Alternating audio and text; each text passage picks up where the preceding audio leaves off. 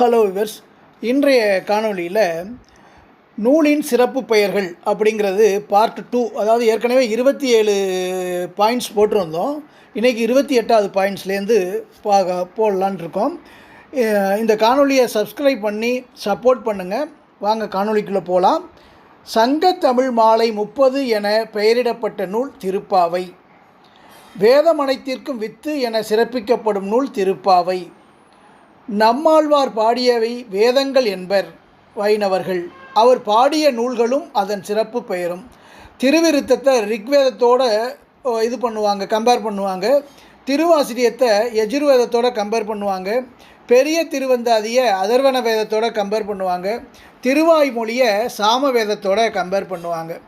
திராவிட வேதம், திராவிட வேத சாரம், சடகோபர் உபனிஷத், செந்தமிழ் வேதம், ஆன்ற திருமுறைகள் 1000, பெருநூல், சமர பிரபந்தம் என்றெல்லாம் அழைக்கப்படும் நூல் திருவாய்மொழி.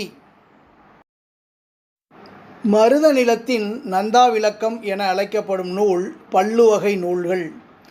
சைவ வைணவங்களை ஒருங்கிணைக்கும் லட்சியம் கொண்ட நூல் முக்கூடர் பல்லு. ஏசல் இலக்கியம் என அழைக்கப்படுவது பல்லுவகை நூல்கள். குட்டி திருக்குறள் என அழைக்கப்படும் நூல் நாலடியார். வேளாண் வேதம் என்று சிறப்பிக்கப்படும் நூல் நாலடியார். ஆளும் வேலும் பல்லுக்குருதி, நாளும் இரண்டும் சொல்லுக்குருதி, பழகுதமிழ் சொல்லருமை நாளிரண்டில் போன்ற தொடர்களில் நாளும் இரண்டும் நாளிரண்டில் என குறிப்பிடப்படும் நூல் நாளும் நாலடியார், இரண்டும் திருக்குறள். துண்டு என்ற சிறப்பு பெயர் பெற்ற நூல் நான்மணிக்கடிகை. இந்நிலையே என்ற அடைமொழி பெற்ற நூல் முதுமொழி காஞ்சி. அறவுரை கோவை என அழைக்கப்படும் நூல் முதுமொழி காஞ்சி. நீதிமணி மாலை என அழைக்கப்படும் நூல் முதுமொழி காஞ்சி. ஆர்கழி உலகத்து மக்கட்கெல்லாம் என தொடங்கும் நூல் முதுமொழி காஞ்சி. நாட்டுப்புறவியலின் பெட்டகம் என்று அழைக்கப்படுவது பழமொழி 400. தமிழருக்கு அருமருந்து போன்ற நூல் ஏலாதி. 4 அடிகளில் 6 அறக்கருத்துக்களை கூறும் நூல் ஏலாதி. 4 அடிகளில் 5 அறக்கருத்துக்களை கூறும் நூல் சிறுபஞ்ச மூலம். 5 60 என்ற சிறப்பு பெயர் பெற்ற நூல் கைநிலை. வீரயுக பாடல்கள் என அழைக்கப்படுவது சங்க இலக்கியங்கள். திணை இலக்கியம் என அழைக்கப்படுவது சங்க இலக்கியங்கள். 8 தொகை நூல் முதலாவதாக வைத்து எண்ணப்படுவது நற்றிணை. 8 தொகை நூல்களுள் முதலாவதாக தொகுக்கப்பட்ட நூல் குறுந்தொகை. நல்ல என்ற அடைமொழி பெற்ற நூல் குறுந்தொகை.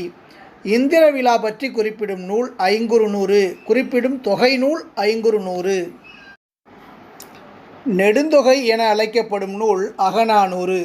இயற்கையின் இன்பக்களம் என்று அழைக்கப்படும் நூல் கலித்தொகை.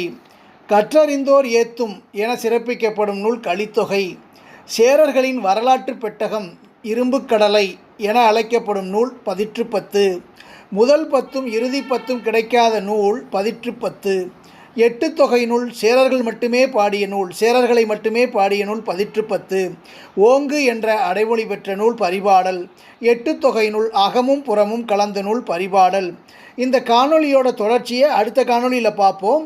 இந்த காணொலி பிடிச்சிருந்ததுன்னா லைக் பண்ணுங்கள், ஷேர் பண்ணுங்கள், மறக்காமல் சப்ஸ்கிரைப் பண்ணி சப்போர்ட் பண்ணுங்கள். நன்றி.